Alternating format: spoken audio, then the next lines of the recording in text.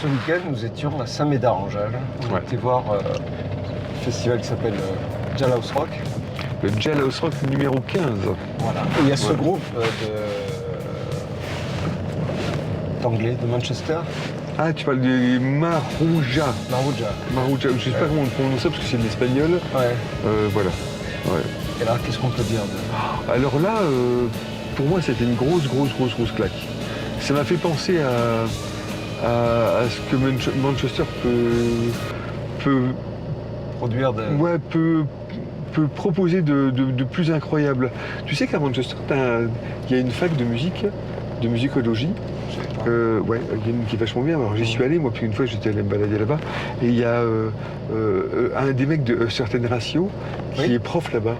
Et tu sais, qu'on avait vu à Barbet. Oui. Et donc tu sais. Mais non, j'étais pas là, j'avais le Covid. Ah oui, t'étais pas. Ouais, c'était un super concert. Ouais. Et Certain Ratio, c'est un groupe qui était quand même assez incroyable parce que c'est quand même les précurseurs avant New Order. De plein de choses. La Hacienda, ils étaient à la Hacienda. Ouais, de la musique dansante. Donc c'était vachement intéressant. Et Majura, il s'appelle comme ça, Marouja, ils ont proposé la description du groupe, c'était Marouja, entre parenthèses, jazz-punk. Ouais. Alors là, tu te débrouillais avec ça, mec. Et en fait, c'était pas loin de la vérité en fait parce que c'était hyper musicien, hyper musicos. Musicos qui aurait pu un peu me faire chier, tu sais, c'est-à-dire ça part trop dans les gammes, etc. Ouais. Mais en fait non, c'était vachement bien. Et ça m'a fait penser à un truc. Alors ça c'est un truc qui est assez intéressant. Dans les années 90, il y avait un groupe à Manchester qui s'appelait Yargo. Et Yargo, c'était un groupe avec un black qui chantait et il faisait une musique que tout le monde à Manchester admirait et que personne n'a réussi à reproduire. Et c'était, ils avaient fait un album qui s'appelait Body Beat, je m'en souviens très très bien. Et il y avait un guitariste, bassiste, batteur, chanteur. Et ils ont fait une musique qui était un petit peu unique, un petit peu funk, un petit peu jazz, un petit peu baggy, un petit peu Happy Mondays, un petit peu de tout, tu vois, et qui était très moderne. Alors ils ont un succès d'estime, tu vois, un succès mitigé, mais ils ont quand même fait des unes de magazines, etc. Et après ça a fait long feu, ça s'est arrêté, quoi, tu vois. Mais c'était un groupe qui était quand même assez incroyable. Marouja, ça ressemble pas mal, sauf qu'ils sont quand même plus énergiques. Tu m'as dit que ça donne vachement plus quand même. Tu connaissais pas un mauvais groupe de Manchester? Alors ça c'est intéressant. J'avais posté un truc sur Instagram et j'ai dit c'est fou, je connais pas un mauvais groupe. De Manchester, je connais pas un mauvais groupe. Et j'ai un copain qui m'a envoyé un mot qui m'a dit ah si, il y a quand même Yes et Texas. Et je lui ai dit bah ouais, mais en fait moi Yes, il y a des morceaux que j'aime bien. Ouais. Et Texas, en fait moi j'adorais Texas. J'adorais, moi. Je connais pas bien. Moi je suis un gros fan de Robbie Williams et tout ça. Et donc je lui ai dit bah non, en fait j'aime bien, tu vois. Ouais. Donc après les goûts, les couleurs, voilà. J'aime bien tout ça, donc Et il y avait aussi un Joe and Now. D'où est né Joe and Now? Alors là, John, tu sais, John c'est un groupe qu'on avait vu Non, pas John, Joe Unknown. Ah, Joe Unknown. Joe Unknown. Alors Joe Unknown, c'est assez intéressant parce que c'est un mec qui habite à Londres et qui est écossais, enfin d'origine écossaise, et qui est un DJ qui est de Dublin, irlandais en tout cas. C'est pour ça qu'il est tout blanc, on a tout le temps l'impression qu'il est malade et tout ça. Et en fait, c'est la dernière fois qu'ils ont vu le soleil, c'est il y a longtemps quoi.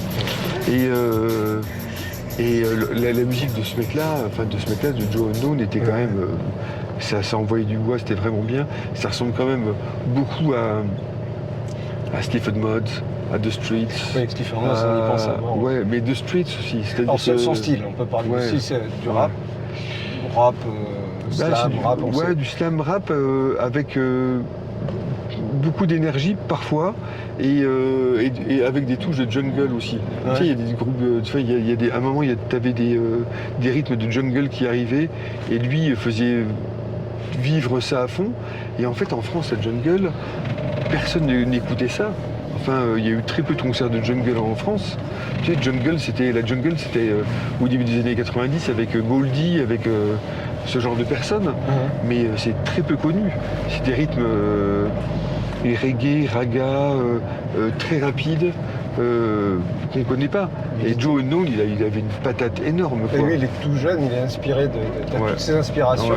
On se demande comment ça lui est venu parce que il s'est imbibé de ça, mais il ne peut pas avoir le recul. Donc je ne sais pas comment. Je pense qu'il a une grosse culture musicale, qu'il a.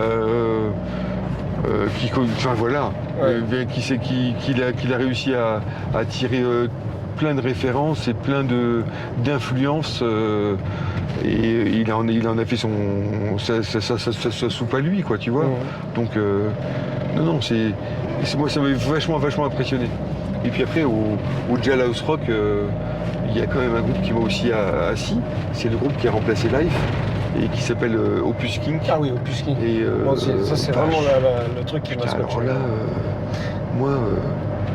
Autant j'avais aimé Life quand ils avaient joué à Barbet, autant je me suis dit c'est bien que Life ne soit pas venu parce qu'on a découvert Opus Kink. Donc tu vois, c'est un peu le hasard et le bonheur d'aller à des concerts et de rencontrer des groupes que tu connais pas. Parce que moi je les connaissais pas avant. Moi non plus. Et puis sur le papier, c'est pas.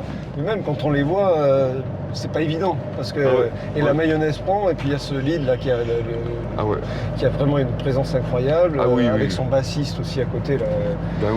Ça, en fait, c'est une question de présence, de mise en place. Ça fonctionne. Ça pourrait ne pas fonctionner. C'est un style. Je sais pas ce qu'on peut définir comme style. Je sais pas, c'est un style. Au départ, tu te dis, bon, c'est un style très rock, un peu festif, parce que évidemment, tu as des cuivres, tu as une trompette, tu as un saxo, et tu te dis, moi j'ai tout le temps été méfiant quand il y avait un saxo dans un groupe, tu sais. Rock festifs, et en fait, ça fonctionne vachement bien. Ça joue vraiment très bien. Je sais pas si c'est très inventif, mais en tout cas, ça envoie du bois. C'est très bien fichu. Ça t'assoit, c'est génial. Ça fonctionne, c'est bien foutu. Opus Kink. Opus Kink, ouais. Voilà, génial. Et puis après.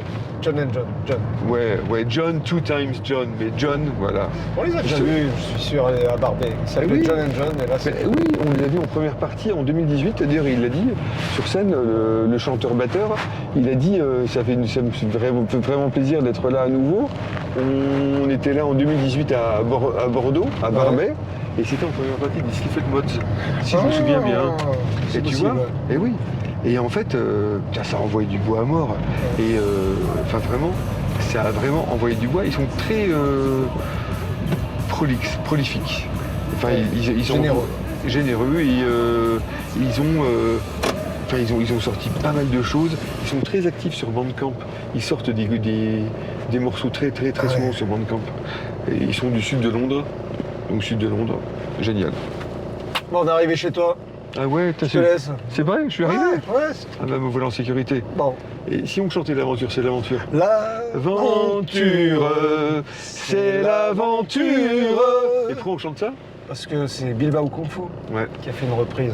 Et puis qui va chanter ça demain. Pas. Donc, si, ils vont me chanter. Ah bon, d'accord. Ah si, ils vont me chanter. Je pense qu'ils vont me chanter. Et ils le sortent en tout cas sur Instagram. Ah d'accord. Et ils sortent. Ciao. Ciao.